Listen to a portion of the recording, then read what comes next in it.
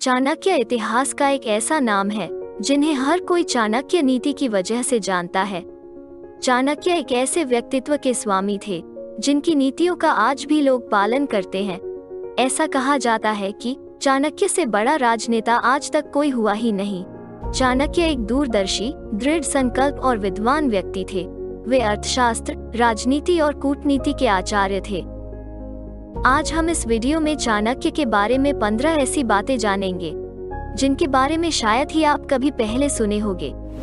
Number 15, Chanakya का जन्म 371 BC एक घोर निर्धन परिवार में हुआ था।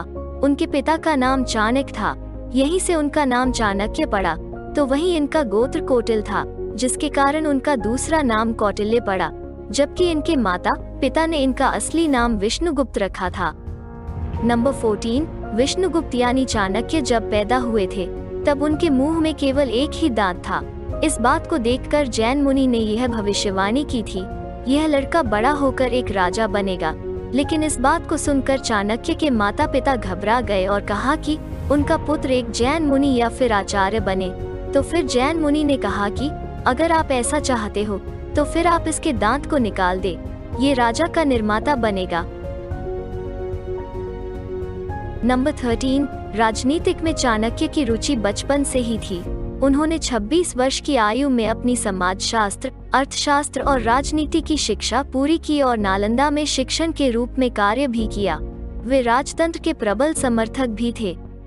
नंबर 12, चाणक्य को दवा और खगोल विज्ञान का भी पूरा ज्ञान था। उन्हें समुद्र शास्त्र में महारत हासिल थी, जिसके कारण वे किसी भी व्यक्ति के चेहरे के हाव भाव को देखकर ही बता देते थे कि सामने वाला क्या सोच रहा है। नंबर 11, अध्यापक बनने के बाद चाणक्य पाटलिपुत्र चले गए। वहां जाकर वे मगध साम्राज्य के नंद वंश के न्यायालय में विद्वान बने। लेकिन एक दिन चाणक्य और राजा धनानंद के बीच लड़ाई हो गई, जिसके बाद राजा ने उन्हें भरे दरबार में अपमानित कर दरबार से बाहर निकाल दिया। इस बात से वे इतने आघात हुए कि उन्होंने उसी समय अपनी चोटी खोल दी और कहा, जब तक मैं नंद साम्राज्य का नाश न दूं, तब तक चोटी नहीं बांधूंगा। नंबर 10, उसके बाद चाणक्य की मुलाकात चंद्रगुप्त मौर्य से हुई।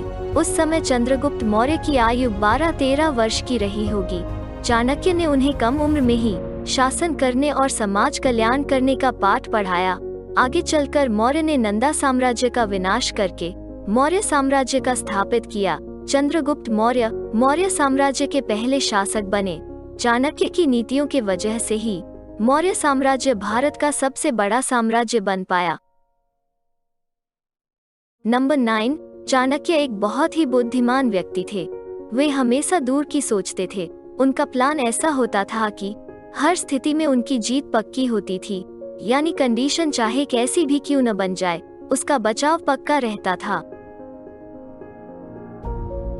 नंबर 8, चाणक्य हमेशा कहते थे कि महिलाओं पर भरोसा नहीं करना चाहिए, क्योंकि वे कम नैतिक चरित्र और झूठ बोलने वाली होती है। लेकिन चाणक्य यह बात सभी महिलाओं के लिए नहीं करते थे। उनके अनुसार एक अच्छी महिला वो है जो पवित्र हो, घर के काम में निपुण हो, अपने पिता के लिए सच्ची और वफादार हो। उन्होंने कभी ऐसा नहीं कहा कि हर महिला बुरी है और ना ही कभी यह दर्शाया कि हर पुरुष निर्दोष है।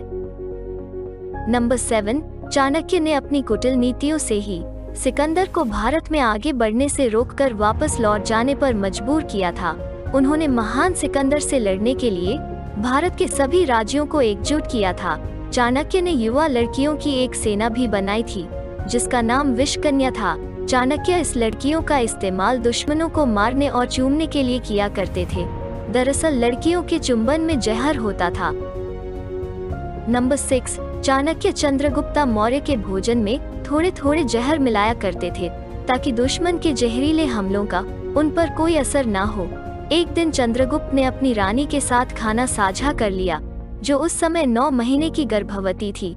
लेकिन खाने में जहर होने की वजह से उनकी मृत्यु हो गई, जिसके बाद चाणक्य ने उसका पेट काटकर बच्चे को बचा लिया। इस बच्चे का नाम बिंदुसार रखा गया। नंबर 5, चाणक्य एक से पहले विचारक थे जिन्होंने ये कहा कि राज्य अपना संविधान खुद बनाए। 2300 वर्ष पहले संविधान के ये पहले विचार थे, तब किसी ने इसकी कल्पना भी नहीं की थी। नंबर 4, भ्रष्टाचार को रोकने के लिए चाणक्य ने ऑडिटिंग सिस्टम लागू किया, जिसमें कर्मचारियों व अधिकारियों को एक ही विभाग में लंबे समय तक रहने की बात कही गई। नंबर 3, चाणक्य ने चंद्रगुप्त को उसके मामा से धन देकर खरीदा था, क्योंकि उनका मामा चंद्रगुप्त काम करवाता था और बिना धन दिए उन्हें छोड़ने को तैयार नहीं था। नंबर 2, चाणक्य की मृत्यु 371-283 में हुई, लेकिन उनकी मृत्यु को लेकर इतिहास में बहुत सारी कहानियां प्रचलित हैं। कुछ लोग का ऐसा कहना है कि किसी ने षड्यंत्र रचकर चाणक्य और बिंदुसार के बीच दुश्मनी पैदा करा दी और आपसी मतभेद के कारण उनकी मृत्यु हो गई।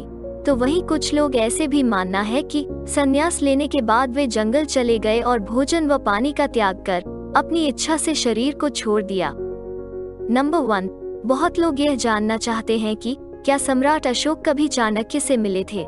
तो आपको बता दूं कि इस बात का कोई लिखित सबूत तो मौजूद नहीं है, लेकिन कुछ ऐसे कैलकुलेशन जरूर मौजूद है जिनसे यह अंदाजा लगाया जा सकता है कि राजा अशोक और चाणक्य की मुलाकात जरूर हुई होगी। आपको क्या लगता है, सम्राट अशोक कभी चाणक्य से मिले थे या नहीं? हमें कमेंट सेक्शन में बताइए। और यह वीडियो आपको पसंद आया तो लाइक शेयर जरूर करिए, और ऐसे ही मोर वीडियो के लिए हमारे चैनल को सब्सक्राइब कीजिए। धन्यवाद।